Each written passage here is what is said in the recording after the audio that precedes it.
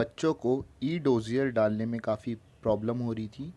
तो मैंने ये कंप्लीट वीडियो बनाया है, इसमें सारे स्टेप हैं, तो ये आप वीडियो देखिए, आपको कोई प्रॉब्लम नहीं होगी।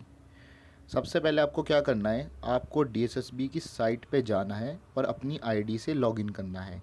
अपनी आईडी लॉगिन करने के बाद आप ये देख रहे होंगे होम प्रिंट एप्लीकेशन ई डोज़ियर।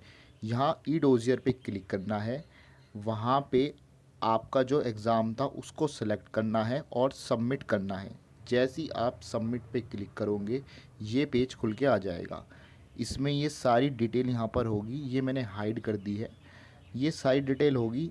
आप इसमें से सिर्फ दो चीज़ को एडिट कर सकते हैं, एक तो कॉरस्पॉन्डेंस एड्रेस को एडिट कर सकते हैं और एक पिन कोड को एडिट कर सकते हैं। बाकी चीज़ें आप एडिट नहीं कर सकते हैं। ये वही चीज़ होगी जो आपने एप्लीकेशन फॉर्म भरते वक्त डाली होगी। तो आप इसमें से केवल दो चीज़ एडिट कर सकते हैं, एक तो कॉरस्पॉन्डेंस एड्रेस और एक पिन कोड।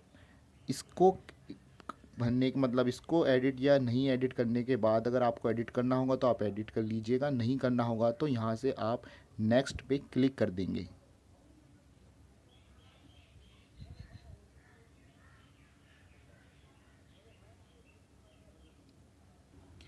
इसके बाद जो नेक्स्ट पेज खुलेगा वो ये पेज होगा। इसमें आपको अपने डॉक्यूमेंट सर्टिफिकेट अपलोड करने हैं।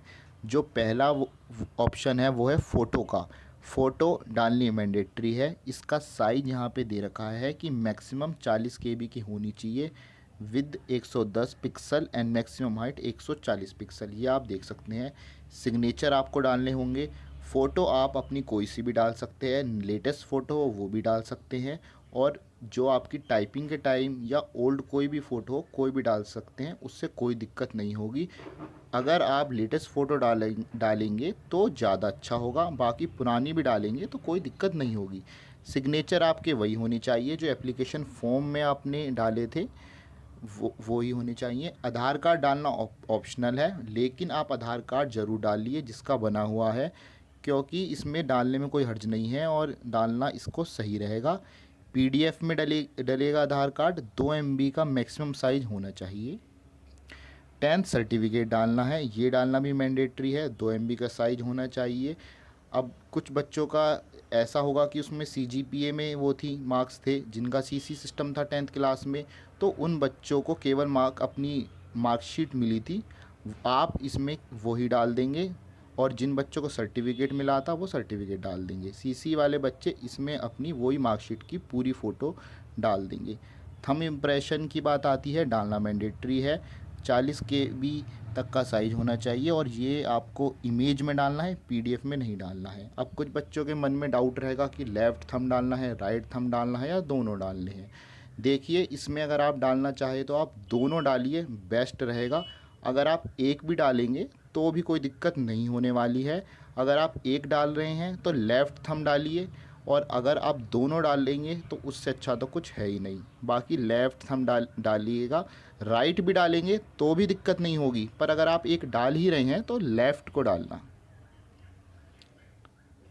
यहाँ पे 6th ऑप्शन में आप देखेंगे ओबीसी क्रीमी लेयर सर्टिफिकेट, अगर ये एप्लीकेबल है तो आप ये डाल दीजिएगा। 7th option documentary proof of recognition of the degree courses as well as the university institution itself, ये आप ब्लैंक छोड़ दीजिएगा। इसमें आपको नहीं डालना है, क्योंकि ये जो प्रोफेशनल कोर्स होते हैं, जो दूसरे एग्ज़ाम होते हैं डीएसएसबी के, पीआरटी का ले लीजिए या और जो दूसरे होते हैं, इसमें डिप्लोमा ज़रूरी होता है या कुछ और एजुकेशनल क्वालिफ़िकेशन ज़रूरी होती है, एसेंशियल क्वालिफ़िकेशन होती मांगी जाती है, अलग से मांगी जाती है, वो बच्चे इसमें डालते हैं। इसमें 217 जो बच्चे हैं उनको कुछ नहीं डालना है, उन्हें केवल ब्लैंक छोड़ देना है। ये दूसरे बच्चों के लिए होती है जिनके कोई दूसरे प्रोफेशनल कोर्स या डिप्लोमा कोर्स होते हैं, ये उन बच्चों के लिए नहीं है, normal. Copy of admit card mandatory है, 2 MB का साइज होना चाहिए। इसमें आप दोनों अपनी रिटर्न एग्ज़ाम की भी और स्किल टेस्ट एग्ज़ाम की भी दोनों एक पीडीएफ में बना के डाल दीजिएगा, ठीक है ना। और यहाँ पे आपको साइड में क्या होगा, रिमार्क्स में आपको यहाँ पे कुछ नहीं लिखना है, कुछ नहीं लिखना है। इसमें आपको एट्थ में लिख सकते हैं रिमार्क्स में कि हमने दोनों कॉपी अपलोड करी है, return and skill admit card की। बाकी रिमार्क्स में और कुछ लिखने की ज़रूरत नहीं है। फिर यहाँ से आप नेक्स्ट कर दीजिएगा। इसके बाद जो नेक्स्ट स्टेप होगा, अगर एससी कैंडिडेट होंगे तो ये आ जाएगा। यहाँ पे आपको SC certificate number, date of issuance of SC certificate, ये सारी चीज़ें होगी, आप देख सकते हैं। इसकी आपको पीडीएफ भी अपलोड करनी पड़ेगी जो मैंडेटरी है। ये सब कुछ आपको अपडेट करना होगा अगर आप एससी कैंडिडेट होंगे। यूआर कैंडिडेट होंगे तो आपको कुछ भी अपडेट करने की ज़रूरत नहीं है। देख लीजिए आप इसे एक बार, ये सारी चीज़ें होंगी। और अगर आप एसटी कैंडिडेट होंगे तो यहाँ पे लिखा आ जाएगा कैटेगरी एसटी, और नीचे का फॉर्मेट सारा यही होगा। ठीक है।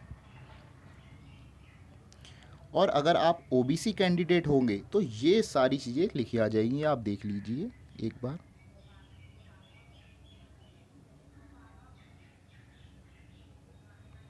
सर्टिफिकेट नंबर, डेजिग्नेशन, ये सारी चीज़ें हैं, ये आप देख लीजिएगा इधर।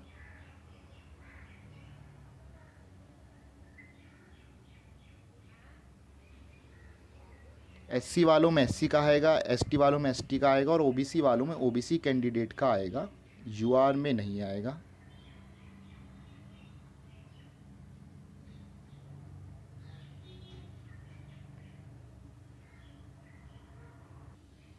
सर्टिफिकेट के बाद नेक्स्ट स्टेप ये होगा, यहाँ पे आपको आपकी ट्वेल्थ की क्वालिफ़िकेशन, उसके बाद परसेंटेज, कौन से बोर्ड से करी है वो, स्टेट, पासिंग मंथ ईयर, ये सब लिखा होगा। Date of declaration of final result, institute का नाम, और अगर आपका स्कूल गवर्नमेंट था या प्राइवेट था ये होगा। अगर आपका स्कूल गवर्नमेंट था तो आपको कोई भी पीडीएफ अपलोड नहीं करनी है, लेकिन अगर आपका स्कूल प्राइवेट था तो आपको स्कूल का एफिलिएशन सर्टिफिकेट नंबर डालना पड़ेगा। वो कहाँ से मिलेगा, मैं आपको डिस्क्रिप्शन बॉक्स में लिंक दे दूँगा। वहाँ से आप सीबीएसई की साइट पे जाइएगा, स्कूल सर्च करिए, और वहाँ से आप जो एफिलिएशन सर्टिफिकेट निकलेगा उसकी पीडीएफ यहाँ पे अपलोड कर दीजिएगा। ये आपका हो जाएगा कंप्लीट। इसके बाद आता है सेकंड पॉइंट जनरल का। जनरल में भी जो आपने चीज़ ट्वेल्थ की ऊपर लिखी होगी वही चीज़ इस जनरल पॉइंट में लिख देंगे। स्कूल प्राइवेट होगा तो बिल्कुल एफिलिएशन सर्टिफिकेट भी यहाँ पर भी हम अपलोड करेंगे और ऊपर भी करेंगे। ठीक है ना। तो ये हो जाएगा ये वाला पेज का।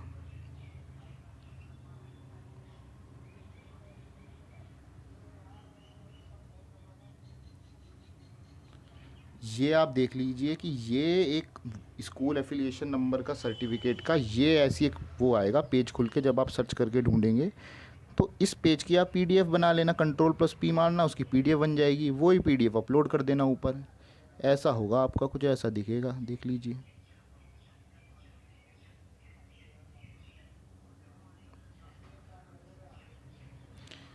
अच्छा, जो पेज अभी खुला था उस पेज के नीचे में ये सारी चीज़ें होगी, ये सारा कॉलम होगा।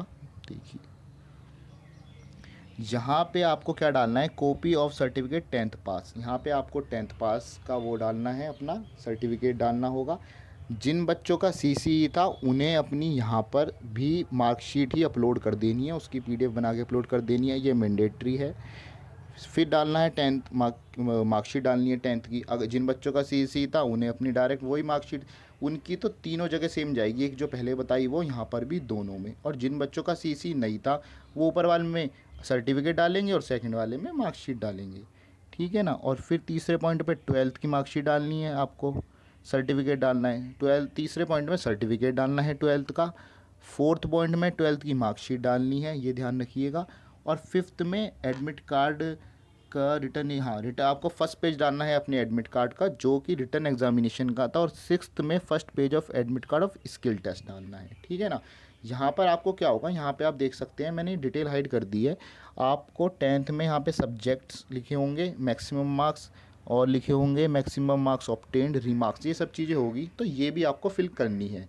टेंथ के फर्स्ट सेकंड कॉलम में सेम चीज़ आएंगी, subject, maximum marks, marks obtained, और रिमार्क्स में आप लिख सकते हैं फर्स्ट डिवीज़न जिसकी फर्स्ट डिवीज़न से हुई, सेकंड डिवीज़न जिसकी सेकंड डिवीज़न से हुई, फर्स्ट सेकंड में।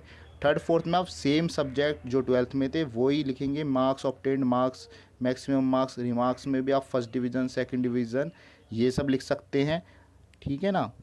और थर्ड, फोर्थ, फिफ्थ, सिक्स में आपको कुछ लिखने की ज़रूरत नहीं है। अगर आपको रिमार्क्स में लिखना चाहें तो लिख सकते हैं कि ये रिटर्न एडमिट कार्ड है, और 6 पॉइंट में आप लिख सकते हैं ये स्किल टेस्ट का एडमिट कार्ड है। बाकी कोई लिखने की ज़रूरत नहीं है, बाकी आप फिर भी रिमार्क्स में ये चीज़ लिख दीजिएगा। जो नेक्स्ट स्टेप, जैसे आप यहाँ से 7 नेक्स्ट करेंगे तो आपको यहाँ पे एक, ये अभी जैसे इस वाली पिक में तो ई डोजियर नंबर आ रखा है, तब ई डोजियर नंबर नहीं आएगा। सबसे पहले आपको है ना यहाँ पे serial number, detail of additional document और रिमार्क्स ये कॉलम आएगा, डोजियर नंबर नहीं आएगा तब। फिर क्या होगा, अगर आपको कुछ एडिशनल डॉक्यूमेंट डालना है तो वहाँ डाल दीजिएगा, अगर नहीं डालना है तो यहाँ पे डिक्लेरेशन का नीचे राइट साइन है, इस पर क्लिक करेंगे और जैसे ही आप नेक्स्ट करेंगे तो आपका फिल हो जाएगा और फिर आपका डोजियर नंबर भी आ जाएगा। पर जैसे ही आप डिक्लेरेशन पे क्लिक करेंगे तो ऊपर एक विंडो, मतलब पॉपअप सा होगा विंडो, उसमें लिखा होगा कि इसके बाद अगर आप नेक्स्ट करते हैं तो आप कुछ भी एडिट नहीं कर पाएंगे। तो अगर आप एडिट करना चाहेंगे तो आप उसको नेक्स्ट मत करना, पहले एडिट कर लेना। कुछ करना हो तो अगर आपका पूरा भर चुका हो तो उसको नेक्स्ट कर देना। जैसे ही नेक्स्ट करोगे तो ई डोजियर नंबर मिल जाएगा और ये आपका पूरा भर जाएगा, डोजियर पूरा कंप्लीट हो जाएगा। डोजियर नंबर को नोट ज़रूर कर लेना, ठीक है ना। बाकी ये पूरा कंप्लीट है।